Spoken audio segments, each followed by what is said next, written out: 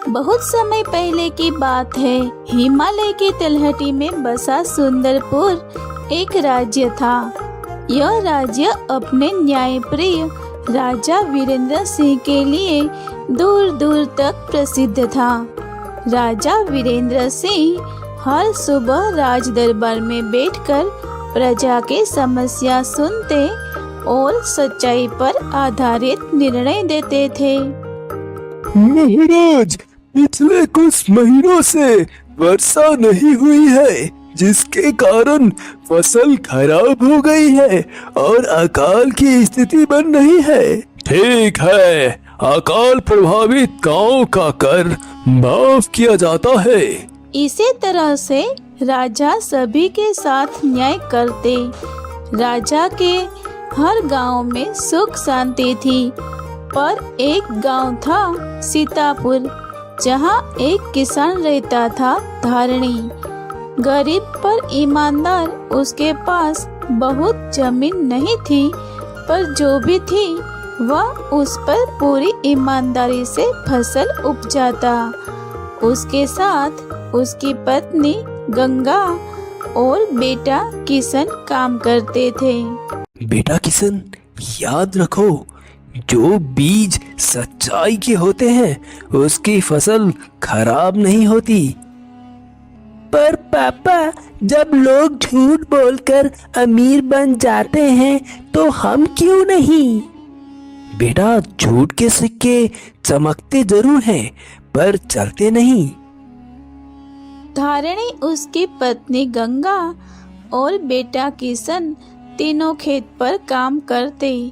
धारणी उन्हें सच्चाई और ईमानदारी की ही बात बताता। अरे देखो, धारणी को दिन रात मेहनत करता है, पर हालत वही का वही। अरे भाई, आज के जमाने में ईमानदारी से कौन अमीर हुआ है? चालाकी चाहिए, चालाकी। हाँ भाई, सही कह रहे हो, पर ये को देखो, सामान आधा देता है, कीमत 2 गुना वसूल करता है, तभी तो आज जमींदार के बराबर की कोठी है उसकी। हाँ, ठीक कह रहे हो। इस धारणी को देखो, ईमानदारी की पोटली लिए घूम रहा है, तभी आज तक इसकी हालत नहीं बदली। लोग क्या कहते हैं वो उनका कर्म है, मैं जो करता हूँ वो मेरा धर्म है।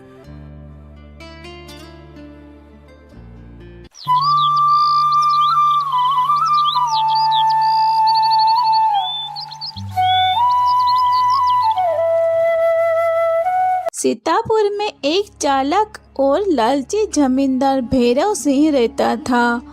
उसे गरीबों की मेहनत से जलन होती थी। वह ऊंचे ब्याज पर पैसा देता और जमीन हथिया लेता। वह धारणी के घर आता है। अरे धारणी, सुना है तेरा खेत सूखा पड़ा है, ले बीज ले ले और फसल का बास आधा मुझे दे देना। नहीं भैरव मालिक, मैं अपना खेत किसी की छाया में नहीं बोऊंगा।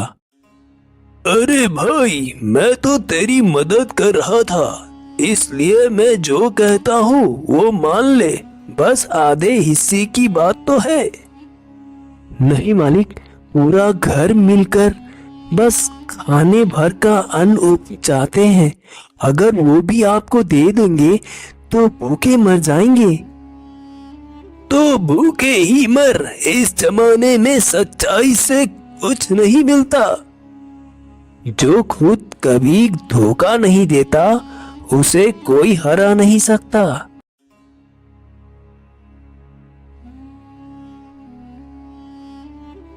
जमींदार भैरव सिंह वहां से चला जाता है।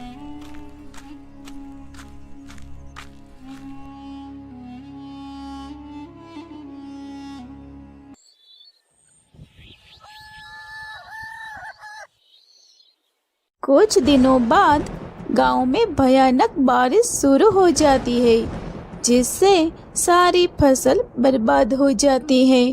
पूरे गांव में अकाल पड़ जाता है। अब क्या होगा? घर में अनाज नहीं बचा है, बच्चे भूखे हैं। गंगा, जब भगवान कुछ देता है तो सोच समझ कर ही देता है। बस हमें धैर्य रखना है। धारणी के पास जो अनाज बचा था वह एक बूढ़ी विधवा को दे देता है जिसका कोई सहारा नहीं था। हमारे पास जो भी अनाज था वह तुमने दान कर दिया, अब हम क्या खाएंगे? गंगा, परेशान नहीं हो। जिसने भूख देखी है वही दर्द समझता है।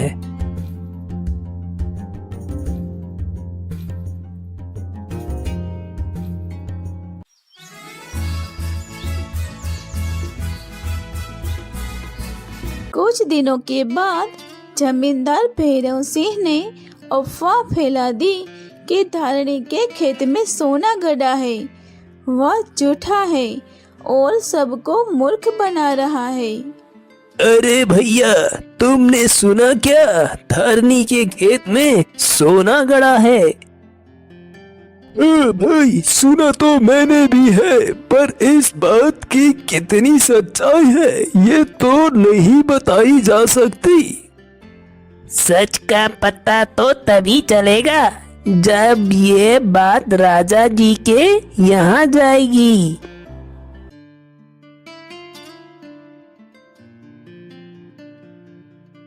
यह बात पूरे राज्य में फैल जाती है।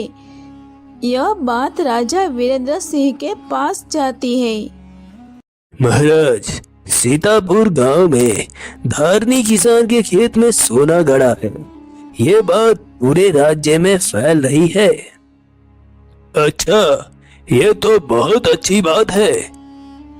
जी हाँ महाराज, पर उस किसान ने कर न देने के लिए उसने सोने को खेत में छुपा कर रखा है, जिससे यह बात किसी को पता न चले। ये तो बहुत गलत बात है। उस किसान को राज दरबार में उपस्थित किया जाए।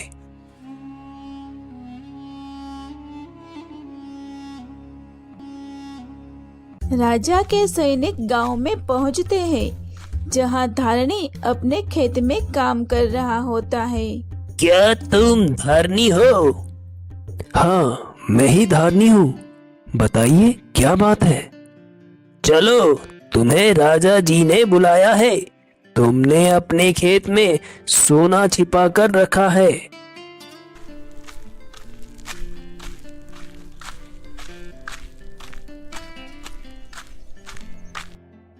सैनिक धारणी को लेकर राज दरबार में आते हैं, जहां जमींदार भैरव सिंह भी होता है। धारनी, तेरे ऊपर ये आरोप है कि तूने कर से बचने के लिए सोने को अपने खेत में छुपा रखा है। महाराज, मेरा सोना तो मेरी मेहनत है, झूठ नहीं। मेरे पास बस मिट्टी ही मेरा धन है। बात को घुमा नहीं, सीधे सीधे बता, तुमने धन को खेत में छुपाया है कि नहीं? महाराज, ये पूरी तरह से सच बात है कि धरनी बहुत ही बेईमान और घमंडी है।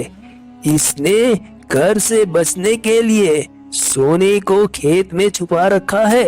अगर विश्वास न हो तो खेत को खुदवा लीजिए। नहीं महाराज, मेरी फसल बर्बाद हो जाएगी अगर अभी खुदाई करेंगे तो।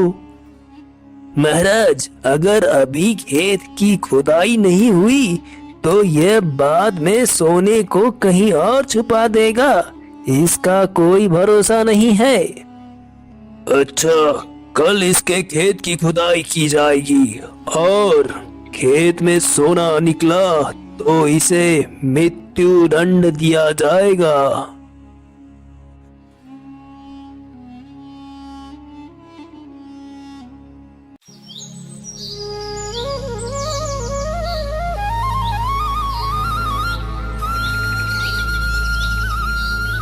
अगले दिन सभी गांव वाले के सामने खुदाई शुरू होती है। सभी खेत की तरफ देख रहे थे। पर सोना निकला ही नहीं, निकली तो बस मिट्टी। ये क्या है? ये तो सिर्फ मिट्टी है, सोना कहाँ है? महाराज, मिट्टी ही मेरा सोना है जिस पर मैं हर साल अपनी फसल बोता हूँ। अच्छी बात है धारनी, पर यह अफवाह किसने फैलाई कि धारनी के खेत में सोना है, क्योंकि इससे पूरी फसल बर्बाद हो गई है। उसे कड़ी से कड़ी सजा दी जाएगी। महाराज, सबसे पहले इस बात को भैरव सिंह के नौकर रामदीन से सुनी थी। रामदीन को बुलाया जाए। रामदीन राजा के सामने सारी बात बताता है, जिससे राजा को बहुत गुस्सा आता है। ये झूठा जमींदार भैरव सिंह ने धारनी की पूरी फसल बर्बाद करा दी, इसीलिए इससे मृत्यु दंड दिया जाए और इसकी सारी संपत्ति गांव वालों में बांट दी जाए। धारनी, तुम ईमानदार और सच्चे व्यक्ति हो। मैं इस झूठे जमींदार की बातों में आकर तुम्हारी कड़ी हुई फसल को नुकसान पहुंचा दिया, मुझे माफ करना। राजा ने धारनी को अनाज देने और उसे अच्छा घर देने का आदेश दिया और वह वहां से चला गया। बाबा, आज मैं समझ गया कि आप हमेशा क्यों कहते हैं कि ईमानदार और सच्चा होना चाहिए। हाँ बेटा, सच्चाई कभी नहीं झुक सकती और ना ही कभी आती है। अब धारणी गांव का मुखिया बन गया था और सभी गांव वालों को सच्चाई और ईमानदारी की राह दिखाता, जिससे गांव में सभी लोग खुशी खुशी रहने लगे।